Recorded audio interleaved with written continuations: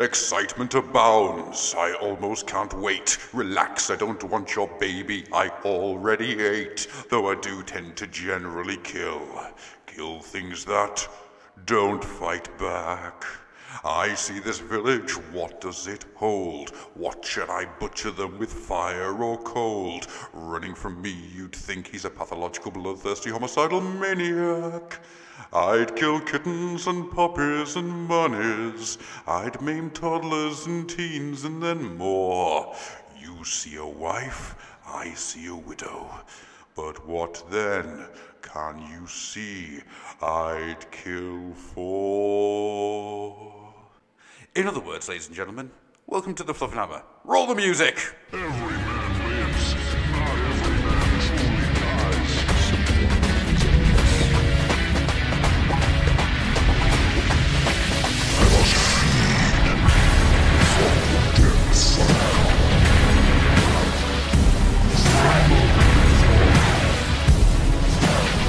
Guns might be that way. Let's go the other way.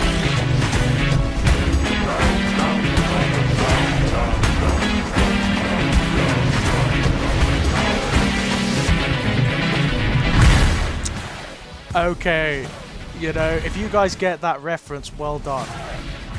Well done, because that's slightly obscure. That is slightly obscure. I only just get it because I came to that particular animation not terribly long ago. So Really? Yeah. Well, I only found Looking for Group in the last few years or so. So I had a very long back catalogue of comics to go through. Well done. Looking for Group was fantastic. It was, yes. Is it still going? Yeah, and it's kind of reached man. saturation point now. You know, as works of its kind do when they go on for too long.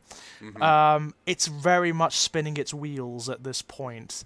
You know, you get to the point where you get the shtick. You get the shtick, you understand. And it either needs to change or it needs to go away. And it's kind of at that point now. Which is sad, because there's... It's got to have been going for 10 years. Yeah, it's one of the older webcomics, isn't it? Yeah, It is one of the older webcomics, and certainly one of the more established, because there were going to be, like, films and TV series at one point, weren't there? I don't think that's going to happen.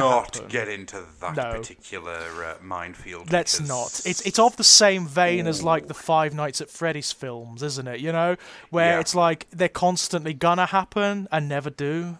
Well, no, it's worse than that. Because money changed hands. Yes, so I understand. Yeah, so I'm it's not a bit gonna get into scurrilous, that isn't it? There is some scandal there. And I'm sure, ladies and gents, if you don't know what we're talking about, go onto YouTube, type in Looking for Group, and you'll find all the videos and analyses and whatnot. It's kind of fascinating. It is, in a very prurient kind of way, you know? Yeah, definitely. I mean, there's a lot I like about Looking for Group. It was just the... Yeah, totally. It's interesting. The early comics are really good fun. Yeah. Although... For Pony! For Pony, yeah, you've got to, like... You come to a point, I think, when you're reading Looking for Group, and you realise that the entire intrigue relies on Richard. Oh, yeah. Richard is...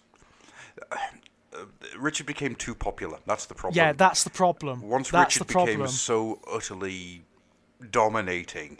Yeah. Everything and else everything fades into the background, doesn't it? Everything fades into the background. Everybody loves Richard, and nobody loves anything else. So, but yes. Anyway, this is actually a Warhammer podcast, by the way, ladies and gents. We do generally tend to talk about stuff like that. Yeah. We always kick off with something. Oh, absolutely. It's good fun. Yeah. It's good fun. It really is. I mean, just as another segue, and kind of tangentially related, I'm currently writing the second chapter of my D&D campaign, Adam. Nice. It's actually the guys, my regular gaming group. It's a mutual friend of ours, Ray Curran. It's his birthday on the 26th of January, and he's asked me to get the second chapter done for then. We're not going to have a party. Cool.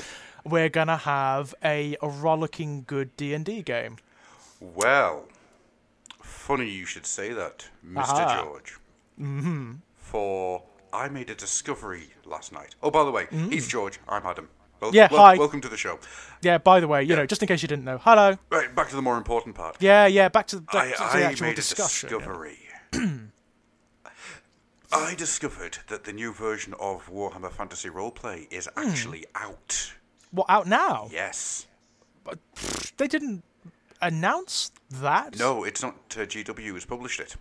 So they farmed it out again? Yeah. That's interesting. So who's got the license now? I looked at it yesterday. It's on the Fluffenhammer group. I cannot remember the name of the... It's definitely not Fantasy Flight anymore. No, it's not Fantasy Flight. They've lost a lot of their licenses by all accounts. It is... Pardon me.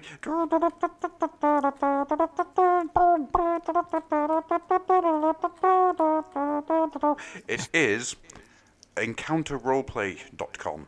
Don't really know them. No, neither so do I. that's interesting. But they've got a few of them. They've got a Star Trek one. They seem to be doing some other bits and bobs. Okay, anyhow, so they have like general licenses. It Yeah. looks that way. So Yeah. you've got the Warhammer Fantasy Roleplay starter set. Okay. So what I'm going to do, Mr. George, is I'm going to at some point grab that. Yeah. And then I'm going to grab that too. And then I'm going to organise a little bit of a Skype roleplay, I think. Oh, fabulous! Well up for it. Up for it. I think that could be quite fun doing it. I think that could be great fun. Is it set in the old world? It is, or yeah, it... it's old world. That's kind of sad. I would have loved... I want Games Workshop themselves to release one that's in the realms. Well, from what I understand, that's the plan. Oh god, that could be fantastic. If they play their cards right, that could be like the next D&D. Yeah. It really could, because the realms are so expansive, and I think probably more fun for role-playing purposes, quite frankly. Yeah, but what I was thinking was, if we start off with this, you could have a very, very fun game that eventually you move your characters into the mortal realms. The mortal realms. Yeah, great fun. Yeah. Great fun. Set them sort of towards the end times, when things are all going a bit crazy and things are breaking down in the old world. Yeah, I like that. So, I like that a lot. So that is something that's going to happen in the next few months, I think. Brilliance. And I will also, as I promised to do, I will write a campaign of D&D for the Fluffenhammer, and we'll have a go at that too, because I think it could be enormous fun. I found my niche in the role playing, which is DM. Yeah. Definitely. I love being a DM. Me too. I enjoy it a lot. As my friend Tom said, you get the writer to be the DM. Basically. I think that may be true. But yes, I think that's going to be fun, because if people want it, of course, if people are interested, we could start discussing things like role-playing systems here on the Fluffenhammer. I've got no issue with that. No, it's one thing I really want to do with the Patreon show, is I really want to sit down and discuss a load of different role-playing systems that I'm well up for that. all played, because I've been through so many systems over the years. Paranoia, that sort of thing. Paranoia is one of my favourites. Oh, yes. Hello, friend computer. Yeah, I love it. Friend computer has Friend decided computer. that you are unclean. Oh, Friend dear. computer will cleanse you. With acid. Yeah. There's, what I quite like is, have you ever seen the latest version of Paranoia? I haven't, no. I didn't know there was a new version. The latest version, it's about 3 years old now at this point. Right, I'm going to have to pick that up. It's split down the middle. So what you can do is either play it as, a proper game of Paranoia. Yeah. But there's also what can only be described as the dumbass rules that can be attached to it. Okay. Which just make it really, really stupid.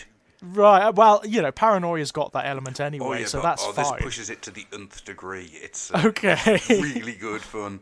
Oh, dear me. But, one of the ones I really would love to get back into and play again is Gamma World. Gamma World, I never played that one. So Gamma World is set in it's a post-apocalypse where all reality has smashed together. Yes, so there are orcs and things in it, aren't there? Oh, no, it's not even that simple. Yeah. For example, the last time I played it, so when you're creating a character, you roll on a couple of tables, and as the tables carry on, they just get stranger and stranger. And so what you do is you get keywords. Yeah. And those keywords help inform the character as well as that's give you interesting. special abilities. Right. I got Yeti. Okay. I got Yeti, I got Herbivore, and I got Giant. Oh, wow. Okay. And Vermin. I also got Vermin. Right, okay. So what I actually became was a sentient collection of rats that were held together in the vaguely humanoid shape that could fire rats at people. Brilliant. Oh man, role-playing something like that? Yeah, that'd be great fun. Great fun. One of the best ones I've ever heard was Eldritch Horror. Yeah. Tank. What was it? Eldritch Horror, Tank, Ancient, and there was something else. I can't remember what it was now. And it became an old one possessed inside a fairground dodgem car, and it was called Nylona the Tank. Brilliant.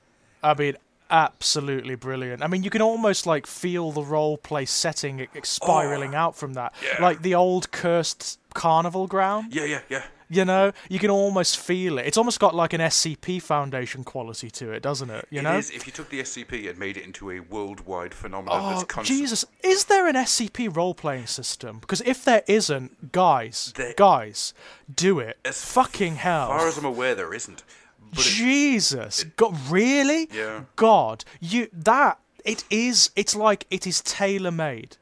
It's tailor-made. Just take a universal role-playing set of rules and apply them to the SCP Foundation and release books. They will sell and people will play it and it will be glorious. I mean, to be honest with you don't even have to go that hard with it. I mean, you could just use GURPS and...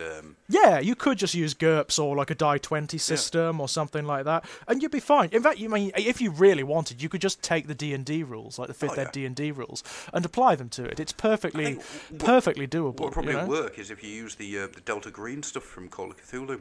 Yeah. Oh, yeah. Absolutely. But you've got the investigation. Yeah. You've got. In fact, the only thing you have to do then is the narrative part. Yeah. It's not. The rules are all there. It's just the narrative part that you need to do. Yeah. That'd work beautifully. In fact, the Call of Cthulhu role-playing games are great fun. Oh yeah, well, it depends on which version, but yeah, most of them have been absolutely brilliant. I mean, they're slower than, say, like D&D because they're more investigation-based, and also they tend to start out in reality, and they're very often in like a very particular reality. So it's like sort of 1920s USA usually. Yeah. That's where, so you have to have like a little bit of historical knowledge in order to make it work, and they do tend to start off very slowly because there's a tendency for them to be a bit Scooby-Doo, you know, where your characters are going around trying to find out what is going on. Mm-hmm. So they're talking to librarians, or they're researching this old rumor or this old urban legend or whatnot, and eventually they'll end up in the mansion on top of the hill, where the rumors circulate around, and then they'll find that there was actually cultic activity going on in there, and then they'll encounter something unseen and terrible, and they'll all go mad. See, you've got me thinking now. Playing Call of Cthulhu, but using the characters from Those Meddling Kids. Yeah, well, why not? Why not? That'd be fun. That would be a lot of fun. Yeah, it'd be loads of fun. You could do anything like that. You could do like Scooby-Doo as an archetype if you wanted, or something like that. It would work. It would work. Do you know... right, okay, here's a question for you. Mm-hmm. I mean, how many systems have you played? Not many. No. I haven't played many. D&D, Paranoia. I've played one of the Call of Cthulhu's. Mm-hmm. I've played... I played a little bit of Cyberpunk. Yeah. Which was good fun, I've got to say. I played an older version, though, so a lot of it was out of date. Yeah. Like a lot of the sci-fi stuff was out of date. You know, it was talking about like how miraculous it is that you can carry a phone around with you, or that you jack into the internet physically. Well, that doesn't make any sense anymore because it's all wireless. You don't need to do that anymore. No, that's true. Oh man, God, I hate the fact that we've now outgrown our cyberpunk fiction. We kind of have. Yeah. Like, it does date itself quite significantly now. I was having this conversation with somebody a couple of weeks back, and we came to the conclusion that we are now living in our cyberpunk dystopia. It's just very boring. That's true. Yeah. I mean, there is some... I know it's meant as a joke, but there is some truth to that. It is. I laugh because I'm sad. There is some truth to that. We are living in a kind of cyberpunk dystopia. It's just not as interesting as we imagined, that's all. It lacks the more narrative and mythological elements that make it bearable. Mm-hmm. It's just grey and dull and domestic and petty, and it's really fucking frustrating. It worships banality. Mm-hmm. But I'm not even going to go down that road. No, Warhammer, ladies and gentlemen. This is a Games Workshop podcast. Let's back away from all this and get into some joy. Because that, I think, is a discussion for maybe a Patreon episode. Possibly, yes. How we now live in our crappy dystopian future. I think there's something to be said for that. Anyhow, Games so Workshop. what we're going to do today is we're going to talk about the stuff that came out at last week's open day. It's Bloody hell. Probably worth mentioning that we recorded the Fluffies last week. Yeah, we did. And the moment we shut it down and put it to one side for editing, the moment I set everything off to embed itself, to make it all ready for edit. Then I went upstairs, put the kettle on, looked at my phone, and at that moment, all this stuff started coming out. Of course it did. And I screamed at an uncaring sky. Yeah, New Year's Open Day, I take it you're referencing. Yes, because good lord, I would have put the Fluffies back a week if I'd known. Yeah, there was just an avalanche of stuff, wasn't there? So what we're going to do then is we're going to go through a lot of this stuff and discuss it, say what we feel about it. And we'll start with the stuff that we probably find the least interesting. Oh, yeah, that's a good idea, and actually. And then get into the stuff that we find the most interesting. So, to start off with then, Lord of the Rings, Gondor at War. Don't care. Moving on. Sorry, I mean, I do apologise, ladies. I do apologise if there's anyone out there who likes this stuff. I really do. Go ahead, love it. We probably won't be discussing it on the Fluffenhammer because we just find it dull. I'm not a fan of the system. I'm not I'm not a fan of the miniatures. No. I don't like the miniatures very much. It's just not our thing. No, I don't think. So, how about some Blood Bowl then?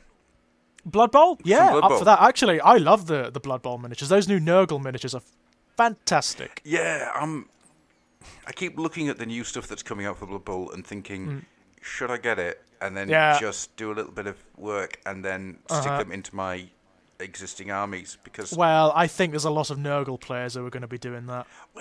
A lot. These goblins are fantastic. The one on the spring. They are. There's the one with the big, whatever it is, flamethrower, and then there's one. It's so silly. It's so silly. Yeah. I love it. You know, Blood Bowl is one of the last reservoirs of the 2000 AD influence in Warhammer, isn't it? Because you've got like that very sort of British silliness going on, and it's still there. It's still there, where it technically isn't so much in AOS and Warhammer 40k. Well, it wasn't, and then the Night Goblins happened. Yeah, absolutely, yeah. And then suddenly, yes, it's all back. It's all there again, and it's glorious and it's wonderful. What do you think of the fetid rot spawn then?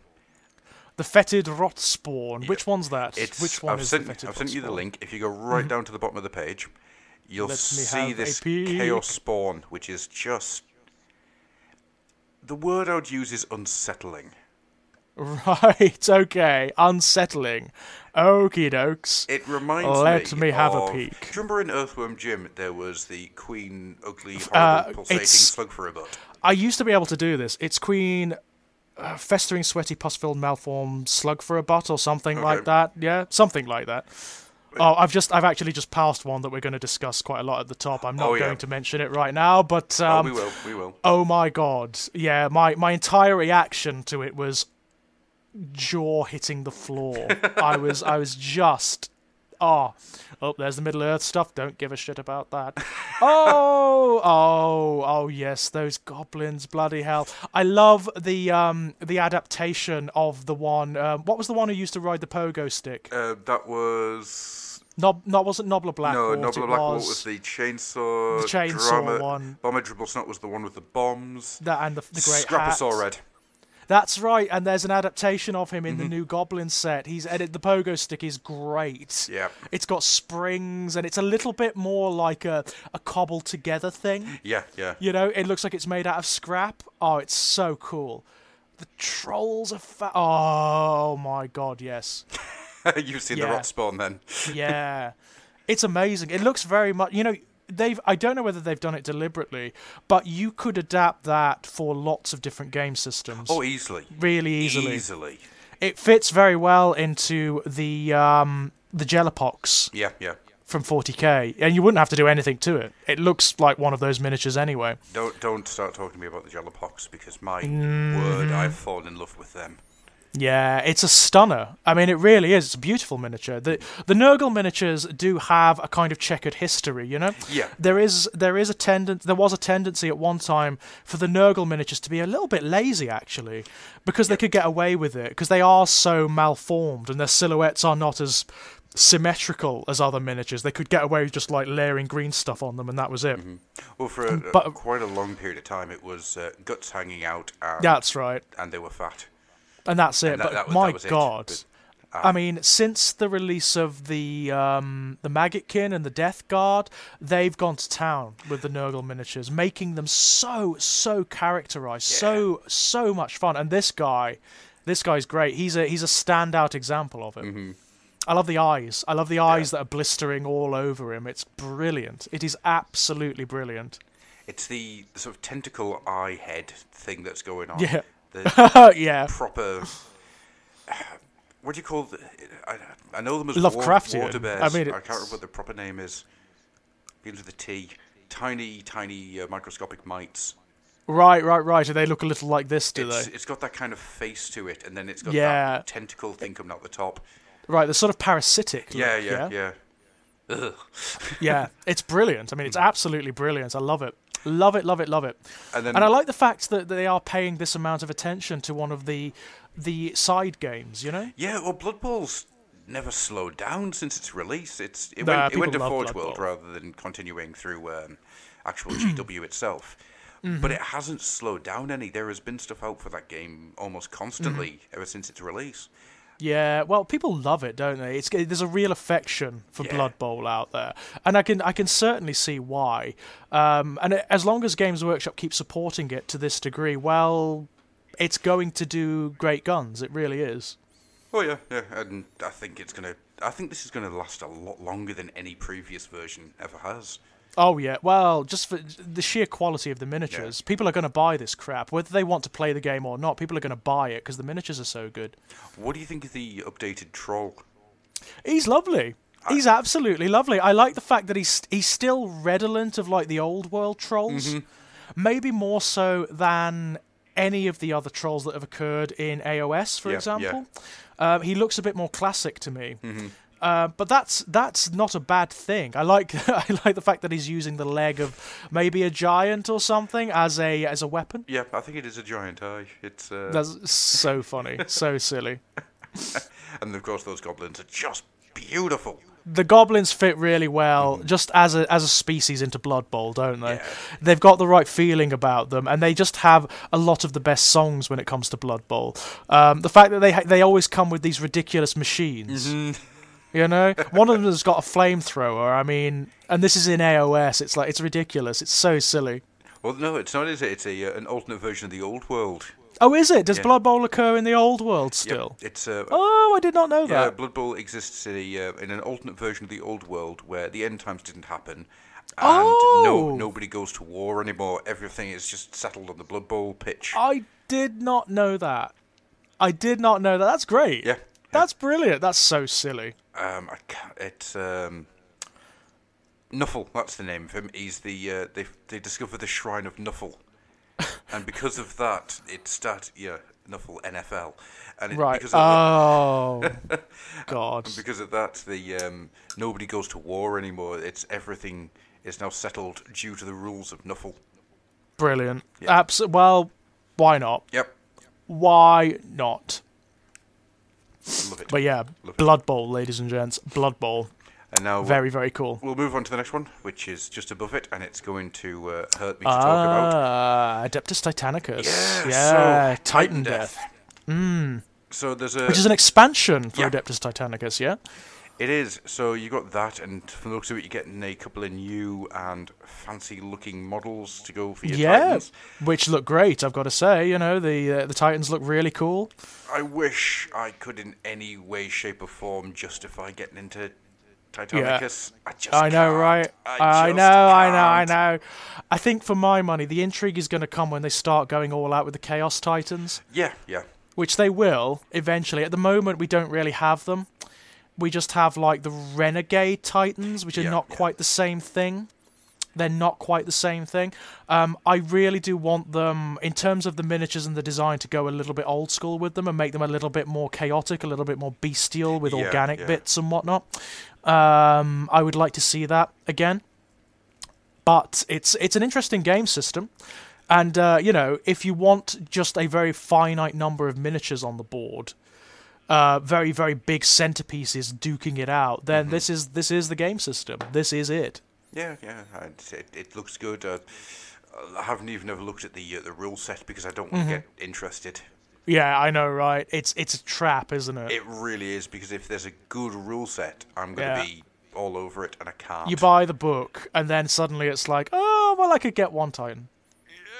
Oh, well, I could get one box set. That's where and it then begins. Suddenly, you've got an entire legion of the damn things. Yeah. Pardon me. Should we move on? Yeah, why not? Let's talk some Kill Team, George. Let's get into the big Kill stuff. Team. Now, Kill Team has been really interesting. They're going to release like a setting box set, aren't they? And it looks a little bit like Space Crusade. It does. It looks a lot like Space Crusade, and I really like that idea. George. It is actually Space Crusade. It is actually Space Crusade, and I like that idea. I think it's going to make the game much more bounded and much more interesting to play. In all honesty, I am loving Kill Team. Yeah, Kill Team's great. It's mini 40k. Yeah. It's just mini 40k with a little bit more of a narrative element to it. It's a bit more pick up and play than 40k is. I think, to be honest, Kill Team is going to save me, because I really, really want to have a go at a couple of 40k armies. However, Kill Team just means I can run little armies, do a lot more customizing and conversion work, and I'm happy. Well, I think this is very deliberate as well. On a purely marketing level, I think this is very deliberate. They're trying to cater to... There was a time when they were just trying to force people to collect big armies, by whatever means. By whatever means, they were just trying to force it. That's all gone now. And what they're doing is catering to people who operate on different levels. Yeah. So people who want their big, massive armies can go and play 40k. You've got Kill Team and Rogue Trader, obviously. Rogue catering. Trader's so good. Yeah, Rogue Trader's app. By the way, ladies and gents, if you haven't played it yet, it's really good. It's really bloody good. It's lots of fun to play. And it's as close to like a video game as I've come to in a board game format. It feels like playing like old RPGs or RTSs on the Amiga. It's got that feeling about it, for me anyway. And I love it. I love it. Yeah, I like that as a description. I love the setup for it. I love the setup. I love the fact that you get, you start. What is that collective world called? Precipice. Precipice. You start on Precipice, and then you take your ships to the docking bay on the Blackstone Fortress, and then you go down in the lift, and you set up the floor that you arrive on. I think it's so cool, because there's that element of the unknown to it. You don't know what shape the floor is going to take. You don't know what's going to be on there. And it makes it exciting. It makes it threatening. The cool thing about Blackstone Fortress for me so far has been that there is no need to have an enemy GM. No. None whatsoever. There is an AI involved. They've actually created an AI system for the board game that's actually pretty damn good, I've got to say. It works really well. Have you played... Because at the moment, in my to-do list, I've got Kill Team. Yep. I've got Kill Team Rogue Trader. And I've got Blackstone Fortress. Yep. Right? I've accidentally decided I'm going to mix all of them together to make different games out of them, because I hear on the rumour mill that there is going to be rules that allows one to turn up in the other. Well, why not? I mean, I can certainly see how you could cobble together a system on your own, like amongst your gaming group, where you could create a campaign based around these game systems. So you start off with, say, in the Blackstone Fortress, with just characters discovering something. Then the larger teams descend and start duking it out, and then you've got Kill Team, and then suddenly the stakes get higher, Yeah. and a much bigger force descends, like an Adeptus Mechanicus force or something like that. And then you have a small game of Warhammer 40,000. I can definitely see how that would work. It's oh god, I love Blackstone and I love Rogue Trader, and both those games have just been absolutely superb. Yeah, they're great, and the I love miniatures the are way great, the background is Yep. great. the new Kill Team miniatures are great as well. I mean, Yeah. the Kellamorph, the Gene Stealer Cult Kellamorph, Yeah, how Brilliant. awesome is that dude? he is fantastic. The Gunslinger guy, love him. Absolutely friggin' love him. And of course he's going to turn up in the Gene Stealer Cult book as well. Of course he is, know. yeah. The Clearly. Starnes Disciples as a box set really interests me as well. I'm loving the hybrids. Yes. Oh my god. I mean, actually, are we gonna move on to talk about the Gene Stealer cults? Not quite yet. Not quite yet. No, because I'm aching to do so because they look. They are. that's spoiler alert. That's the last thing we're coming to. Oh right, okie doke. So he's gonna be grinding teeth all the way through. Oh, yeah. Yeah. Because the other thing I was going to mention about Kill Team was the Theta 7 Aquitus.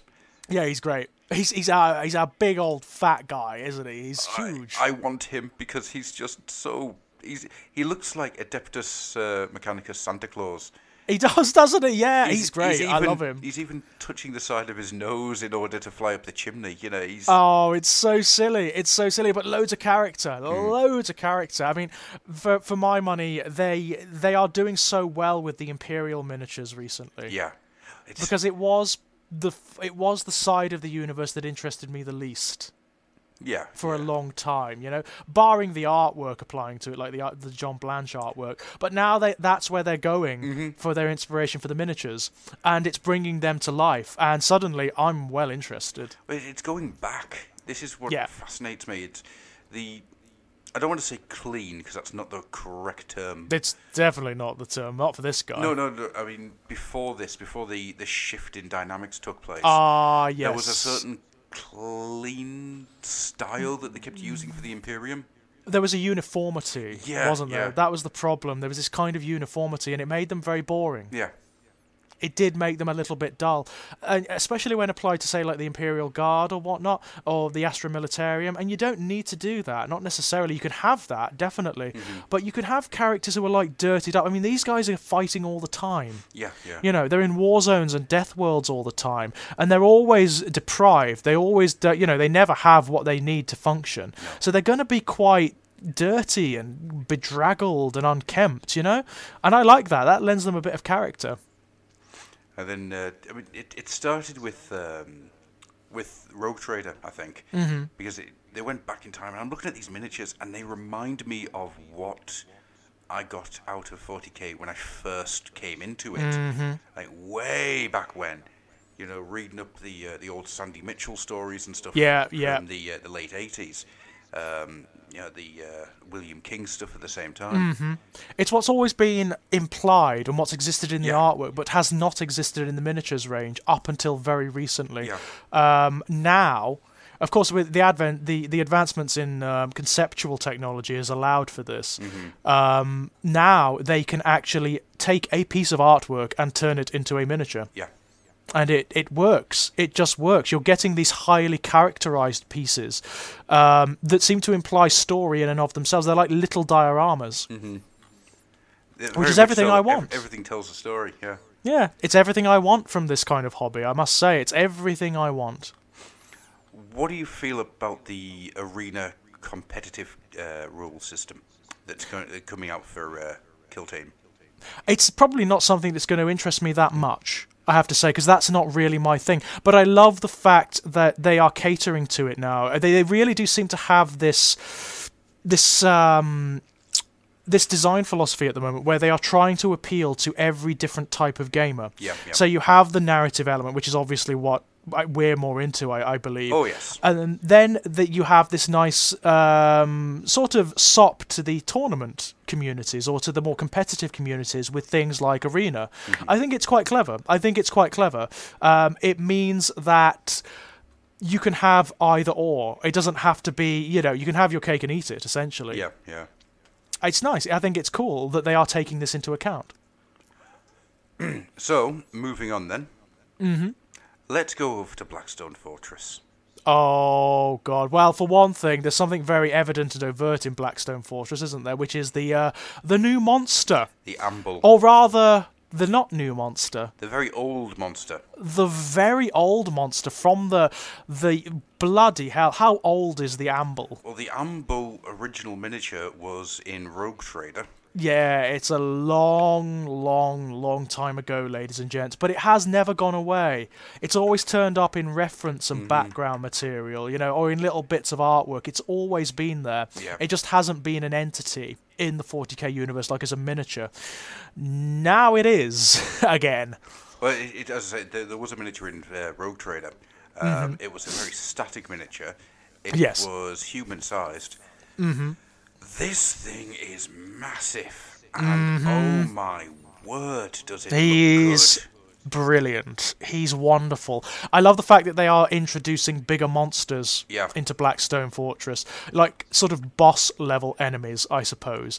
That paves the way for other things turning up. Bigger tyrannid organisms, bigger demons or whatever, as antagonists in Blackstone Fortress. And that's great. That's absolutely wonderful. I love the miniature. The Amble miniature is absolutely spectacular. It is. It's what, absolutely fantastic. I'm looking at it one again of those, now, and I'm in love with it. Absolutely. It's one of those buy it to paint it and just have miniatures. Yeah, which we know a lot about in this hobby. It happens a lot. Yeah, I've got some Necromunda-based Masters of the Universe figures that I need to paint, which are very, very cool. And of course, we've also got the Ambots. Yeah, and how for awesome are they? 'Cause I'm going to get them as well because they're just great.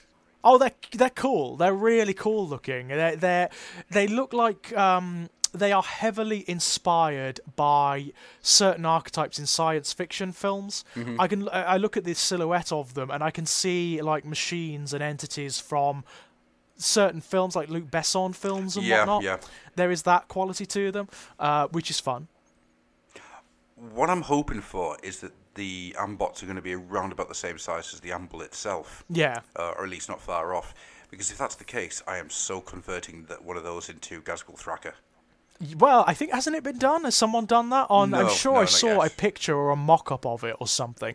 But yeah, it's perfect. It's absolutely perfect. If you wanted like a more characterized Thraka miniature, wouldn't take much. Head swap, a little bit of work around the legs and arms and stuff. Yeah, but yeah, I mean, but not, it's not right much. there. It's right there. It is there, isn't it? I mean, the silhouette and everything, and they've got this sort of cobbled together feeling which fits the orcs really rather well. So why not? Yeah. Or why not? What is the background of the Ambots anyway? Where do they come from? Don't know that. Who built them? That hasn't and why? appeared yet. Why would you make a mechanical Amble? To fight an Amble, maybe? Maybe. I think that may be the case. Maybe they're Amble hunters? I don't know. Maybe that's it, yeah. Because I imagine the Amble itself is going to cross a lot of game systems. Of course, there are going to be 40k rules for it. Of course, yeah. I don't know how that's going to work, because where it would fit, I don't really know. Wandering monster? Possibly.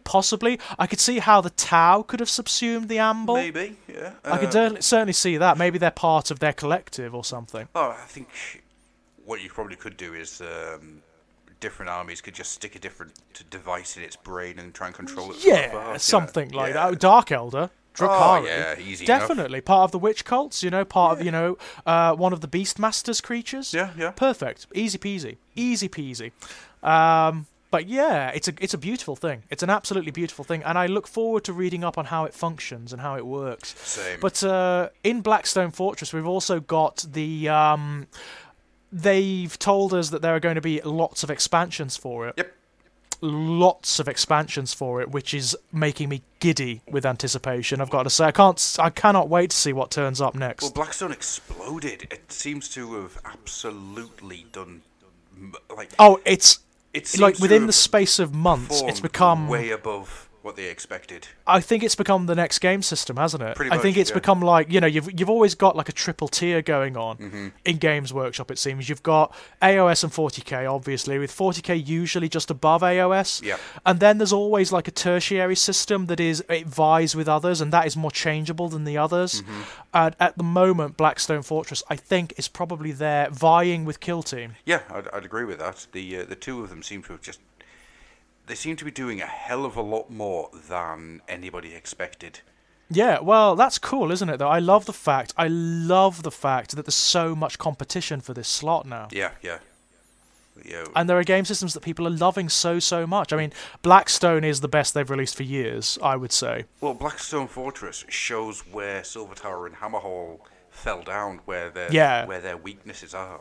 Oh, totally. And they've taken them on board, Yeah. and they've actually used that as the design philosophy for this game system. So we're not doing this because this didn't work, you know. And it's made it very fluid, very fun to play. The tiles and the boards are not confusing, which they were in Silver Tower. Oh yeah. It's very, very good. If you haven't played it yet, go and try it. It's loads of fun. Right then, moving on. You've got a choice here. I'm gonna put the choice in your hands. Okie dokie. Do you want to talk about something 40k or something AOS? Let's do AOS first, Okay, and then then. we'll go on to 40k, I think. Right. I just want to say this in the calmest, most loving tones, George. In a way that just gets across how I'm feeling at the moment. That isn't going to be hypothetically over the top, or upsetting Doesn't to anyone. indulge in hyperbole or anything No, like that? none of that. I don't No. want to go to any extreme levels of emotional response. Okay, fair enough. So with that being said, you sons of bitches, what are you doing? Stop it. Stop it now. On the other hand, don't stop it. Keep going. Because Yep. there's the Carrion Empire. Yup. Oh my word. What have you done? Yup. I knew you were coming to that. Yeah, because what was one of the things we were talking about? What was one of the things we were bemoaning about AOS? The lack of Skaven. The fact that the Skaven don't get anything. They've kind of been forgotten, which is a shame because they are one of the few true Games Workshop only creations. And oh my word, it looks like they're off to a good start with these guys. I get the impression this is building up to a full-blown Skaven battle tome. I think so. Probably later in 2019. Yeah, I think towards the end of the year. I imagine it's going to be towards the end of the year when they've got chance to make a more expansive miniatures range for it. Yeah. But they're off to a damn good start. And the great thing is that I've been really desperately after my first love of Skaven for some time. Andy, Mr. Millman, he has been Mr. Millman. Mr. Millman. Should we turn into a song? Mr. Millman, the Ghoul King. He's been after getting his Flesh Eater courts up and running. Well, it looks like they're also going to get a bit of a shot in the arm. So that works for me, because it means we can buy a box and share it out. So my guess is there may even be a new Flesh Eater Courts battle tome. That'd be nice. One that the background for them is fine, but the rule systems for them need a little bit of. They need tweaking. Yeah. They need tweaking. They're not quite there yet. No, but it was one of the first battle tomes to hit, so that's understandable. It was. So it's understandable. You've got your new Warlock. Oh my lord! Look at him with his rocket launcher. And his pipe great. with the rats running out of it. Yeah, he's awesome. He's absolutely brilliant. And a new Ghoul King as well. Yeah, new Ghoul King, which looks really cool. I love him. He's a little bit more humanoid than the others, and he's so dynamic. Yeah. So dynamic. You can almost feel the wind brushing past him, Yeah. He looks great. Just the entire drama of where he stands is... You can actually hear the theme tune to The Crow playing as he's sitting there, I mean, what interests me now is how they're going to create the dynamic between these two armies, because of course the box set is going to be narrative. There's going to be like a story as to how these two forces are clashing and why. So I'm fascinated now. I'm really, really interested to see what that dynamic is going to be, and I imagine they're going to use that as a basis for bringing these two armies a bit further into the limelight again. Yeah. Oh god, I hope that this is the year where these two really hit hard. Oh, I've no doubt. I have every faith. I have every faith that's going to be the case. It was a bit of a wild card, wasn't it? Yeah. Who expected this? Not me. I didn't expect this. I had no idea. Have you spent time looking at the picture that comes with it? What, the big one with all the miniatures in it? So you've got the Warplock and the new Girl King, and you've got some Storm Fiends, which is Rat rather ogres nice. and things, yeah. And then you've got the Doom Wheel at the back. Yep. And then you've got the Warp Cannon. Right? But in the blurb, it says that there's something called the Doom Rocket, which makes the Doom Wheel look sensible. Okay. Whatever that is, it's not in the picture. It's not, so a new miniature. Possibly. Well, I almost certainly, I think, you know, I mean, they've teased a lot, actually. They've been very naughty in this release that they did on the Warhammer community where they were talking about what's going to happen in 2019. Yeah. They've teased a lot. They've been very naughty, but they've also confirmed a lot of things that we've been suspecting, like as well as the Skaven and whatnot. They made it plain. They actually said, "Oh, there's going to be an entire Slanesh range." Yep, it's coming. They just said, "Yeah, there's going to be a miniatures range." Awesome. Cannot wait. Cannot wait for what that means. Oh god, this might be the bankrupt's make. Yeah, it might be. I literally, you know, one of the things I've got to do after we finish recording this podcast, I've got to go and do a test for a freelance writing job, so I can gather together some spare cash for all the shit that I want to buy. Yes. It's ridiculous. It's ridiculous. Speaking of things that I want to buy.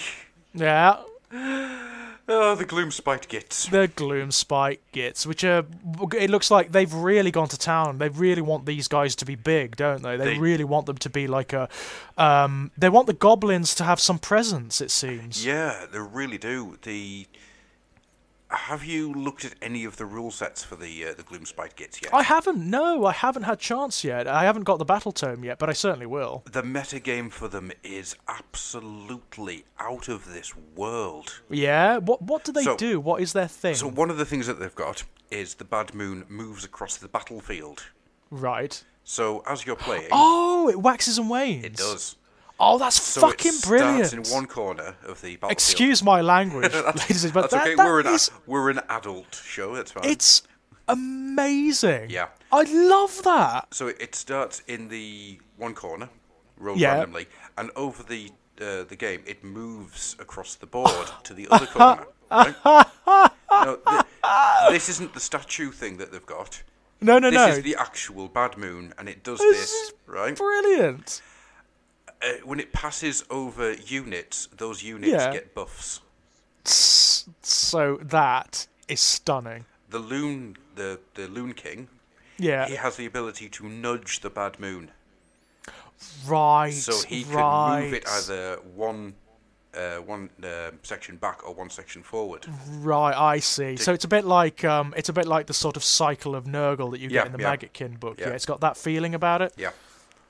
There is actual metagame physics happening within.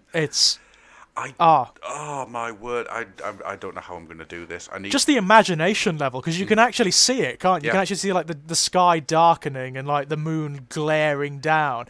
Brilliant. What I might actually do is awesome. Is get a telescopic arm, get a like a moon sort of subscription. And then just hang it over the battlefield and just move so you've got a marker. Yeah, that's a great idea. It'll be fun. Just have one of those because you get those illuminated moons out of like Home Bargains and stuff. Yeah. And just have that glowing away as it moves across the battlefield. Absolute friggin' brilliance. It is. It's incredible. That makes me want the book. Like real Games Workshop. This is how you do it. Yeah. This is exactly how you do it. That makes me want to go and buy the book. Yeah. And it's not because of a miniature. It's because of the abstract. It's because Yep, of like yep. the quality, the narrative of it. That's why I want it. It's incredible. This is from a guy who's never bought one of the Goblin books before. You see, I've always loved the goblins, but or the grots as they are now. But The grots. this might be the pinnacle of their existence. Yeah. And those trolls. Yeah, the trolls are great. Troggoths. Yeah. The Troggoths are wonderful. They're some of the best troll miniatures they've ever done. And they're very, very cartoony. They're very sort of silly. But I love that. Yeah, but I've got no issue with that whatsoever. They're so highly characterized, and it fits with the Gloomspike Git so well. Yeah. I just don't care, you know. I was actually looking in hand at the Loon King the other day. I was lucky enough to see one in the Yeah. flesh. Those squigs holding the coat at the back. Right? Now, I thought they were floating or flying. Right? Yeah. They're not. They're jumping. So they're skipping behind him. Oh, that is great. It really That's is. brilliant. I'm very, very happy. I'm very happy, and I'm sort of happy on behalf of other players because I don't really play the goblins, but I'm just so happy that they're so fun. Yeah. Oh, they. They're really so are. good. You know, it's great. And that's not even getting into stuff like the. I can't think what they're called, but you know, you got those 4 shamanistic-looking guys who are just completely off the wall. Yeah. It looks like all of them are going to have some really interesting rule sets and stuff to them as well. Yeah, the miniatures from the ones that really snared my eye miniatures wise were the unending spell miniatures. Yes. The moon and whatnot are just stunningly beautiful. I'm not a huge fan of the spider one. I think that's one I'll probably do some work Yeah. and playing around with. I've still got tons and tons of old Warhammer Quest spiders, so I might do something with them. Perfect. But the moon's really cool. It's very, very cool. But that walking cauldron. So cool. It's so much fun. I love it. So, so in one day, I just want to point out that you've brought out new Skaven. And you've shown us all this new Night Goblin stuff. It's brilliant and frustrating in equal measure, isn't it? It really is. Because I think I'm going to be way behind for the rest of the year now. Yep. So, speaking of things that want my money, are you ready for this, George? Yep. Actually, no, let's not talk about that yet, because there is one other thing I think we should discuss first. There was something that excited me massively. Yeah, and thankfully, I can get away. So, there's an unnamed guy for 40k, and he is...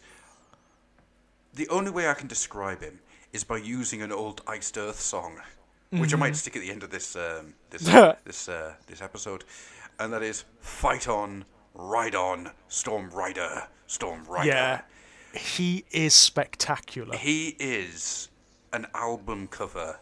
Yeah, in totally. 3D. He is totally freaking amazing. This He's is like Greg Capullo just decided to sneeze something of his imagination out. This thing is brilliant. He's all the evolutionary points of Chaos miniatures over the last decade or so, just emphasized and cobbled together and made into miniatures form. It's difficult to say what he is at present. The current thinking is that he's a sorcerer. Possibly, yeah. Which I think is quite likely. I get the feeling, though, he's going to be a bit like Harkon Worldclaimer. Well, this is what my theory is. He's going to be a named character, my guess. He could be a Gethmore or Zarafiston. Well, here's my theory. Exactly. Yeah, that's it. Yes, that's my cat Rufus, by the way, ladies Thank you, and Rufus. gents. Yes, hello, Rufus. Rufus disagrees with my theory before guest I said starring, it. yeah, guest starring Rufus this episode. Perfect. So, what is Harkon World Eater? He is a herald of Abaddon. Yep. What do you know about heralds?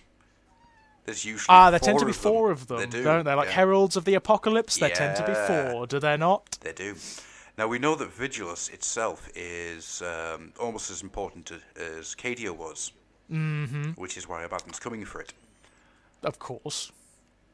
Which means, throughout the Vigilus campaign, which is going to be going on for the rest of this year, possibly Yeah, into it's a next long year. one. Yeah, it's going to be the narrative for 40k this year, it's isn't the it? long haul, yeah. What if there's going to be the 4 heralds of Abaddon, and then Abaddon? Well, I think it's very, very clear at this point that Abaddon is coming.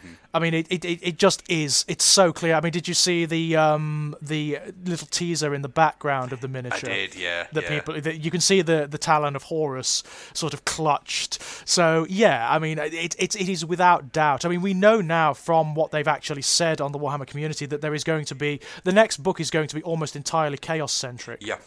It's going to be the coming of the Black Legion to Vigilus. And there's also going to be rules and detachments. My guess is they're going to use that to bring a lot of not only new miniatures, but also I imagine they're going to start incorporating miniatures from, say, Blackstone Fortress. So we're probably going to get things like the Chaos Beastman in Chaos Space Marine Forces again. I hope so. That would be my guess. We're going to definitely... The stuff that has been teased but we haven't seen the entirety of. Like, do you remember there was the rumour engine that was the backpack vein that's in the shape of a snake? Yep, I do. Which is classic. I mean, everybody knows what that is. It's an adaptation of the old Chaos Sorcerers. Yep. Yeah?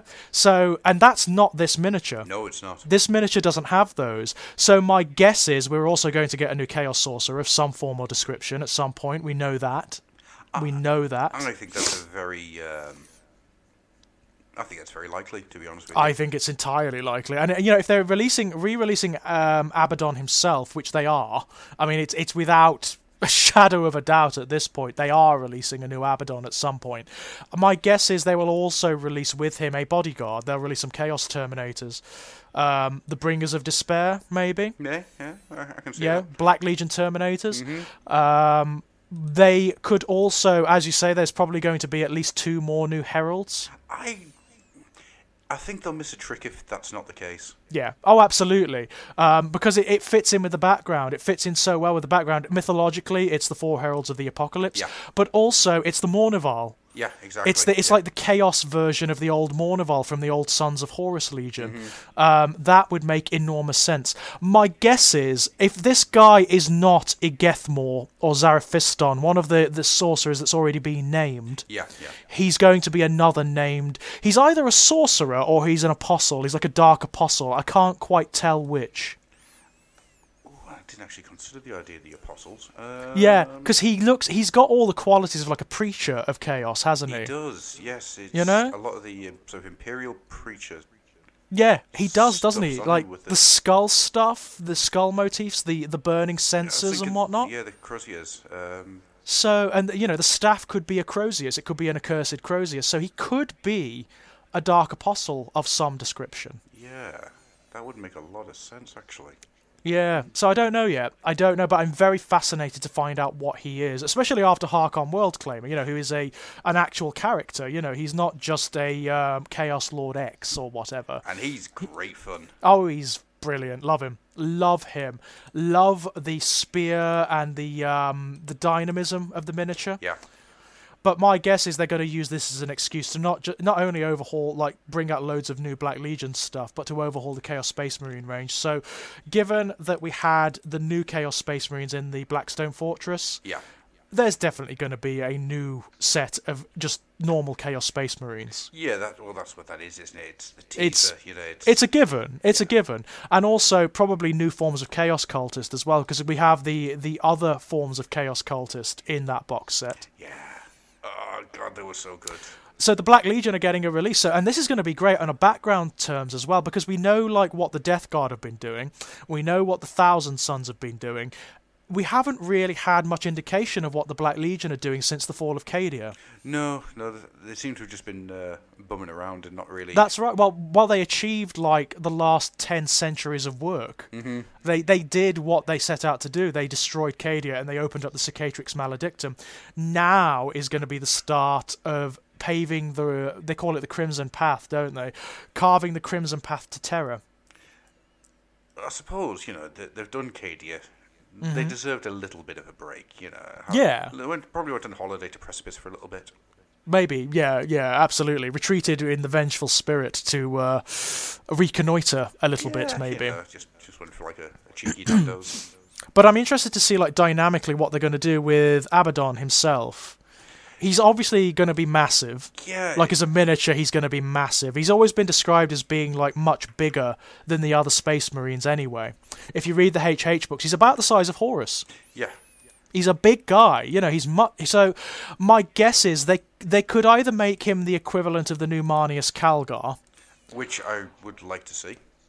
or they could make him like, since Cadia, he's become so swollen with the blessings of the Dark Gods that he's more like Robert Gilman now.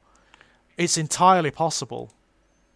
That would be an interesting way to go with it, making him that big. Yeah, that powerful. Yeah.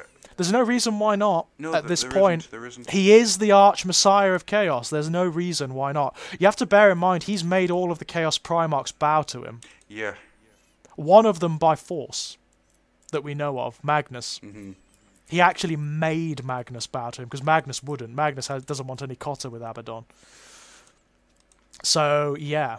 He's got... And after the destruction of Cadia and after the opening of the Cicatrix Maledictum, can you imagine how high in the favour of the gods he's become? Oh, yeah, he's become the chosen... Well, he's the new Horus, isn't he? Yeah, he's become the chosen favourite. My guess is when he comes out, they're going to tie him thematically to Horus. You know, I imagine the new miniature is going to look a lot like Horus. I think you're probably right there. What I really want, though, is that he gets his own character. You know, I don't want him to just be looking like another version of Horus. I want him... God, no. He's got to be himself. Yeah, he's definitely got to be himself. And, of course, that... All they need to do is pay attention to the Black Library. They need to look at like the books of Aaron Dembski-Bowder and the Black Legion books in order to characterise him. I have every faith, though. I mean, this is going to be a big release for them. It's something that people have been wanting for years and years and years and years. This is going to be a big, big moment. It's going to be a big and expensive year for anybody who wants to be a 40k Chaos player. Whoosh. Well, it's ridiculous, isn't it? I mean, I've got my 1,000 Sons and I've got my Emperor's Children. Mm-hmm. I'm now considering creating a detachment of Black Legion for them, based on these miniatures. I'm sorry. I know, right? It's ridiculous. And on top of that, because we know we're getting the big Slanesh release in AOS. Mm-hmm. We can then extrapolate. We're also getting a big release in 40k. Yeah, I think that's a given. It's not even like, I don't think it's up for debate at this point. No. I just don't. It would be stupid not to, wouldn't it? So that means Fulgrim. It does. It means Fulgrim, and probably Fabius and or Lucius as well. I'm sorry. I know, right? I know. I hope you get lots and lots of freelance writing work. I need it. I absolutely gonna bloody need it. Yeah, it's ridiculous. So, but this miniature, this guy, whatever the hell he is spectacular, and is one of the wild cards again. Nobody expected them to be releasing images of the Black Legion stuff this early. No. It just dropped, didn't it? It just dropped, and there was no. It was the end of day one, wasn't it? It was just a little. And here's this as well. Yeah. Have you noticed all the stuff that people are picking out as well because of the release of the new Urban Conflict box set? Yes. There's people have noticed that there is a demon engine in the background that looks like a miniature. You know when you look at the artwork and you can tell whether it's based on a miniature or not. Yeah. It looks so like a miniature kit, doesn't it? It really does, but it's not one that's released yet. No, they're just so sneaky with this stuff at the moment. They are very sneaky. I mean, this is how they originally announced Mortarion. Yep, it is. He was in the background of a piece of artwork from one of the 40k books. And that's how they seem to do it these days. That's how it seems to go, in the same way with Abaddon, you know? I've got no issue with that. I actually really like them being like this. I do. I love it. I think it's great. It makes it a lot of fun when new stuff comes out and digging. Well, people go over it. Yeah, people go over it with a fine-tooth comb. It gives us something to do, doesn't it? It gives us a way to engage with the hobby and with the rumour engine itself. It's great fun. It's great fun. Before we move on, I do actually. Yep. I was meant to ask you this the other day. Of course. Vigilus, the book. Mm-hmm. What do you think of it? I love it. Mm-hmm. I think it's probably the best campaign book they've ever released, to be honest. It's so detailed. The science fiction elements, which are nothing to do with the game system at all. No. You know, the stuff about like the politics of Vigilus with the water supplies determining, like the quality of water you drink determines your social status. Yeah, that's such a Love great idea. Friggin' Love it. And the way the problem they've always had with the campaign books is how do we include all of the armies? Yeah, yeah. You know? And that's always been a problem. It's always felt a little bit synthetic, to be honest. They've done it very well here. They've actually woven them into the narrative of the overall campaign, and it's believable. Yes. Yeah. The reason, stuff like, say, obviously the Imperial presence, that doesn't need much explaining. It's an Imperial world. It's very easy to do. The Mechanicum presence, again, very easy. The Genestealer cult presence, very, very easy indeed. The Chaos presence, very, very easy. The others are a bit more problematic, like the Drukhari, the Asiani, and whatnot. But they've done it very well. They have. What I really find interesting is that outside of the obvious of Imperium and Chaos, the other big player is the Genestealer cult. They're huge in Pauper Vigilus. Princes. The Pauper Princes are fantastic. Yeah, they're really cool. But what I really love is you've also got, like, they've established just how big these cults are. Yes. Because they have little sub-cults, don't they? Breakaway cults and schisms and things. Which is brilliant. Well, the idea Absolutely of there being brilliant. breakaway parts of the cult that are going off and forming their own cults. Yeah. It's so parasitic in nature. It's very Tyrannid, isn't it? It's very Tyrannid. You know, it fits the theme so well. It's very cancerous in many respects. Yeah, it works so well. So well. Love it. Love it to bits. So then, George, speaking of the Genestealer cults... Yes, let's move on to the apex of this particular podcast. There is a part of me that really just wants to go, and there's also Genestealer cults. Night, y'all. Yeah, and that's the end of that. Yeah, oh my word, these are amazing. Yeah, they've gone for this. They've gone for this. Yeah. This is going to be a huge release. It's going to be massive. Yeah. Yep. Look at them. So, where do we even begin? Where do you even begin? Well, for one thing, the character models. Yeah, female Magus. Yeah, she is Magus. fabulous. I love her staff. Yeah. I love her staff. And I like the fact she's not quite as priestly as the male Magus. No. She looks like she is actually leading from the front, doesn't she? She looks a little bit more sort of vicious and dynamic. Was the other one had that sense of intelligence and malign ability to it? You know, this you can imagine this thing intoning to the masses. This one looks like she would just walk out of a crowd of people to stare down a planetary governor or something. She does, doesn't she? Yeah. You could characterize her so strongly like that, as being like the freedom fighter. Yeah. You know? The freedom fighter who stands before the oppressor. Yeah. You know, and stares them down. Yeah, she's got that quality about her. She's brilliant. She is absolutely wonderful. She is one of my favourite characters, and she has completely and utterly made me want to rework my entire Genestealer cult idea. Yeah, I can so see that. And next to her, of course, you have the assassin miniature. He is cool. I like his little friend. I love his little familiar friend, that's guiding him, presumably, guiding him to his target. Yeah. And it makes a load of sense with regards to the Genestealer cults. Of course, this is how they would operate, certainly early on, clandestinely, you know? They would destabilise by slaying, key figures in the establishment. Yeah. It makes enormous sense, and he's brilliant, and a lovely counterpart to the Imperial Assassins. He is. He really is. You can see where the two would mix over. But the little dude at the back, I love him. I love him. He's fabulous. When the last version of the Genestealer cult book came out, and they were talking about having these little broodlings with them that were psychic constructions. I wasn't a huge fan of the idea of them being psychic constructions. And from this little guy, I'd always play it as them being like little babies or just little minions that happen with the spawning. With this little guy, it gives me the idea that he is a real thing. He is bonded to somebody, and they've stuck a little mask on him so he can help out. Yeah. I can imagine these two being very familiar with each other. Yeah. Oh God, yeah, like one man and his dog style, bonded on a genetic level. You know. Yeah, definitely. It's a stunning addition, and I can't wait to see how he works. Cannot wait to see how he works. Then we have the others, of course. Who's the cloaked guy with are they swords on his back? They look like swords. I'm assuming it's a new version of either a Magus or a Primus. Yeah, I think he might be a Primus. I don't know though. No. He's lovely. He's really kind of brooding. And have you seen the little suggestion of the talon coming out from Yes. underneath his cloak? Yeah, I like that. I like that Very a lot. cool. I'd like to see what's on his back. Yeah, I would too. I mean, and apparently these two, the two at the bottom in particular, they relate to how the Gene Stealer cults are going to play. Because one of the systems we know they've talked about is there's a blip system now Yeah. for deployment, which goes way back to Space Crusade, way does, back to Space Crusade. And the other guy, the one with like the Voxcast system, he's going to apparently affect like how the blips work.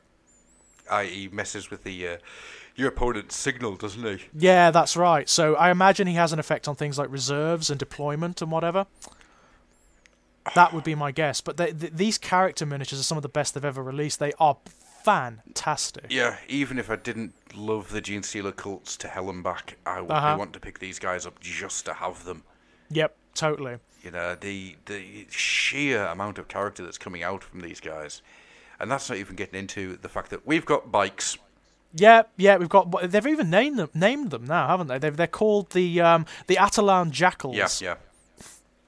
And the Jackal Alphas, which is just a beautiful big chunker buggy.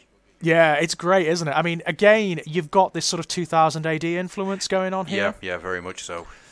They look much less high tech than most of the 40k universe. Yeah. Very cobbled together, very rough and ready. There's a lot of Alien, I think, in the Alien films in these. The technology that they're using, everything seems very worn Functional. in and lived. Yeah. It's like it's not. It's totally utilitarian, isn't it? Totally utilitarian. Yeah. It's not ornamented in any way, shape, or form. It's the antithesis of what the Eldari do. Yes, actually. It's There's no ornament at all. No, it's all function, no form. Yeah, it's ugly. It's ugly and industrial and brilliant, and it works so well for the Gene Stealer cults. And then, of course, there's the giant drill. I think we're going to see this a lot in armies. In fact, I would not be surprised if every army in both AOS and 40k that comes out from now on has some terrain feature in it. I think that's a very, very good bet to make. There's... I'm looking at this thing and it's just... It's the tectonic frag drill, it's called. Look at it, it's just... And apparently it creates earthquakes. Yeah, it does. It actually affects the battlefield itself, which is stunning. Do you know Absolutely stunning. I mean, I know we said that they're utilitarian and that they don't ornament things, but if you looked at the drill bit... Yes, I have. They've, like, carved runes and things into it to make it like a religious artifact. Yeah. And Brilliant. Do you know what my favourite thing about it is? What's that? So you got this big drill, Yeah. and you got a little drill on the side. The little drills, And then you got the tiny drill. Yeah, the like dentist drill on the side. Yeah. Brilliant. That's so good. Absolutely. They've gone... and I'm really surprised, actually, that they poured this amount into the Gene Stealer cults, because they could have just done a new book. Yeah, and just left it And at not that. bothered with Yeah. the miniatures range. Yeah. They could have just not bothered, because they are one of the few 40k armies that actually has an entry... a miniature for every entry, you know? Yeah, and they're only, at this point, 3 years old. Yeah, they're not very old at all, so they could have just re-released them for 8th Ed and just be done with it. But no. That seems to be the... 8th Ed seems to be, for the most part, trying to get new stuff onto the table. Unless, of course, Yeah. it's orcs. If you don't know what Unless I mean by it's that, orcs, yeah, go listen yeah. to the Fluffies episode. Oh, yes, that was really interesting, Yes, actually. it was. Sort of educational for me. Yeah. But no, this is going to be a great release. It's going to be... They've poured a lot into it. You know it's going to be big, and they're going to... The book's going to be good.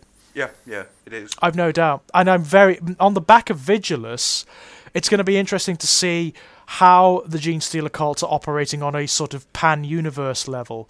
So what the other Gene Stealer cults on the other worlds are doing. Yeah.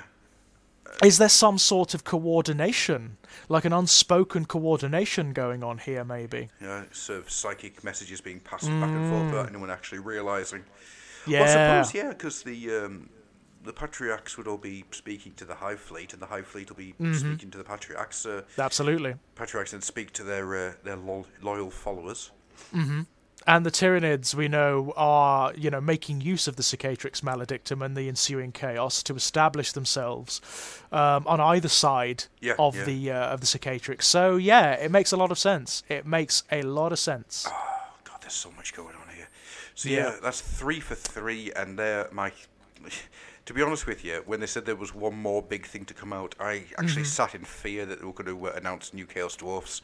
Yeah, oh God, man, that would have been a shock. Because that would have been the point where I just cried, because every single thing, outside of the Adeptus Titanicus stuff,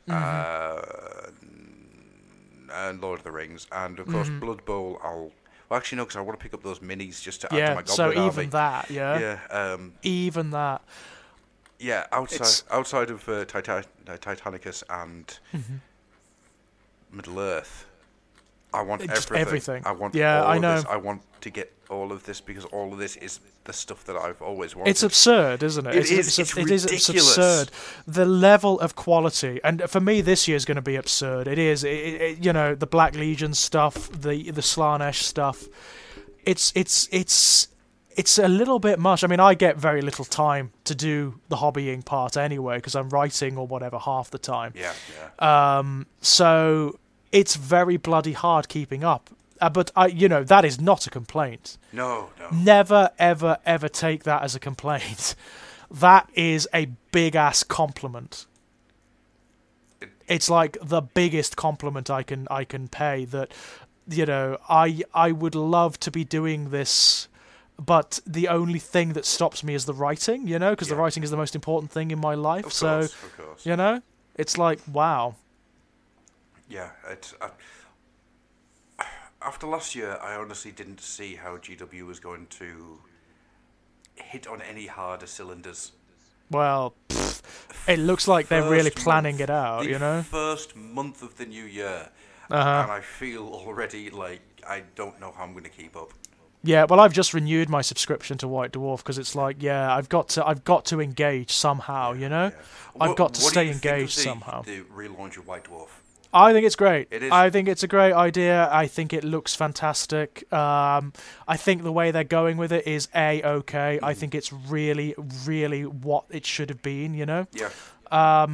It's going from strength to strength. The way that they've shifted things around for the new issues. As much as I'm sad to see temporal distorts gone. Yeah. But kind of sad. But it's one of those things. It takes up space, doesn't it? Yeah. And it is kind of like a looking back, Yeah. It's a nostalgic thing, and kind of the internet's there for that. Very much so. Very much so. But the fact that they've now got the 40k section of the magazine, the AOS section, and the other section that works massively. The fact that they're now going to go deep into the realms and talk about the realms and stuff in each issue. Loads more text, I noticed. 2 short stories, which made me so happy, so I'll be getting them read out at some point in the next month. And also, more rules. Yeah. They're actually going to release rules in White Dwarf again, which is awesome. Yeah. That's a big draw. That's a big draw for me. The Index Astartes are coming back. Yes. That's a huge draw for me, because those are some of my favourite articles from way back when. Yeah, talking about the Crimson Fists in this issue, which is really good. The Black Legion are obviously going to have one very soon, I imagine. I imagine that they'll either be next month or the month after. Yep. And then, of course, the rules for Kroot in Kill Team, which make me very happy, because I love the Kroot. Love the Kroot. I just love the fact they're doing it again. I just love the fact they're releasing rules in White Dwarf again. Oh, yeah. Oh, everything. It's just so much, and it's all so good, and I'm so happy, yet also terrified. Yep, Games Workshop, you're doing it well. Yeah. You are doing it right. Keep it up, Keep it up. Keep it up, just slow it down just a little bit. Just a tinge, Yeah, maybe. Oh, God. So that's everything from the Games Day, then. Yeah, certainly is. That's a hell of a lot of stuff. Can't believe it. There's so much stuff to consider. So I just got to have to do that thing of focusing down. Yeah, that's the only one thing. Yeah, it's got to be one thing, one project, and that's it. No distractions. Yeah, I'm gonna have to go Skaven. I'm gonna go Skaven. Yep. And then that's me happy. Yeah, I'll have to wait and see.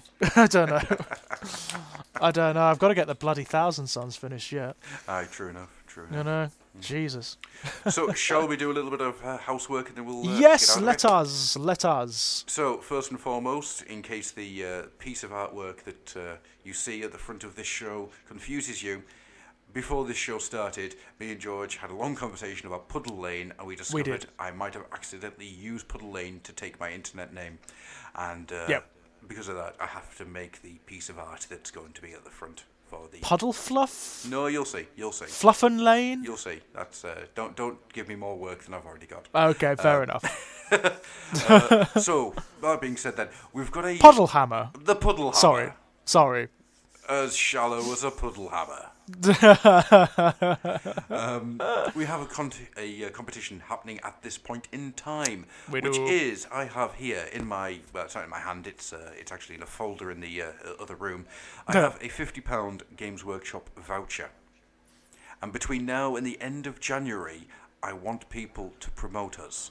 The more strange, out there, original idea you've got to promote us, and the way you do it means that you're in chance to win a £50 voucher. That's a Start Collecting box.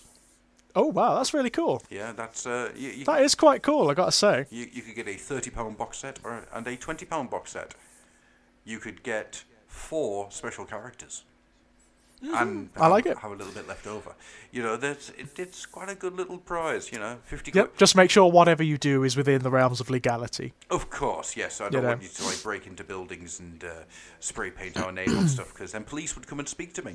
And Absolutely. We definitely don't want a sort of Tyler Durden approach to this. You say don't want, I say keep it secret. The first rule of Fluffenhammer is everyone talks about the Fluffenhammer. Absolutely. So if you want a £50 voucher, just go out, promote us in some way. If you want to do an iTunes review, do an iTunes review. If you want to make up a T-shirt and give it out to your friends, make up a T-shirt and give it to your friends. Cool. If you want to do a Space Marine chapter based on us, go ahead. Oh yeah, I like the idea of that. That'd be good fun. If you want to make a Space Marine chapter using Fimmer heads, go for it. You know, whatever you want to do, you get out there and do it. What we'll do is we're going to run this until end of January, and then beginning of February we'll start looking at what's out there, what people have done, and we will start working out a winner. George, is there anything that you would like to pimp out? There's always stuff. You can find all my work over at strangeplaygrounds.com. You'll find articles, reviews, and short stories over there. There's also going to be, very soon, it's getting very scary now, an exhibition that I and my friend Nick Hardy have organised, February the 16th. You will find all the details of that over at the Strange Playgrounds website. Please come along. It's free to enter if you want to come, and it's going to be lots and lots and lots of fun, I guarantee you. A little bit distressing, lots of horror stuff, so be warned. There's also my writing. There's a couple of short story collections up on Amazon right now, Strange Playgrounds and Essential Atrocities. Please go and have a look if you're interested, and leave a review if possible. You can find me on Exaggerated Elegy on YouTube's and Enigmatic Elegy on La Twitters. Spot on. As for myself, you can find me at Grufflock on Twitter. You can find us, the Fluffenhammer, on Facebook, on Instagram, and on Twitter. Please come to the Facebook group. It's great fun. It is actually. It's a really nice place. It's a nice place. I enjoy it. We also have a Tumblr, but I've never really used it. So sorry. Yeah, well, I mean, Tumblr, that's almost like a dirty word on the internet now, ironically. It is, yes. Now it's become clean. Yeah. Very odd. And I'm going to leave you with a small little bit of information. Later this month, I will be sitting in a room with a man called James and a man called Chris, and we intend to do a character assassination of somebody. Oh. There is a slight chance that there will be a second show coming out in the not-too-distant future, which involves the strange, the stupid, and the paranormal. Oh, brilliant. And I can't wait to get back to that. Oh, no, I'm looking forward to that, ladies and gents. This is one of my favourite podcasts that Adam does. Yeah, I'm hoping that that's going to get up and running again. It's right up my alley, I've got to say. If you enjoy listening to famous people being character assassinated because they talk about ghosts, yep, that's going to be us. It's great fun. My favourite episode has got to be the Derek Cora one. It's got to be. It's just sublime. It really is. My so favourite one that we ever did fun. was the one about Uri Geller. Oh She's God, getting more yes. and more confused about why there's spoons involved. It's Yeah, just so good. Just brilliant. So, I actually now I want to go and listen to the whole back catalogue of the Creeks again. The thing's only 7 episodes, but Yeah, I might go and do it actually while I'm doing a bit of work. excellent. Yes. Yeah. They're all still up on YouTube. I don't think they're Brilliant. They're not up for MP3 downloads at the moment. I'll be sorting that out. That's all then. right. So with all that being said, we are going to get out of here. Thank you very much, We George. are. My pleasure, as always. And As always. thank you to you listening at home. Yes, thanks so much, guys. Enjoy some Iced Earth that I've remixed for this special occasion. Goodbye. Bye-bye.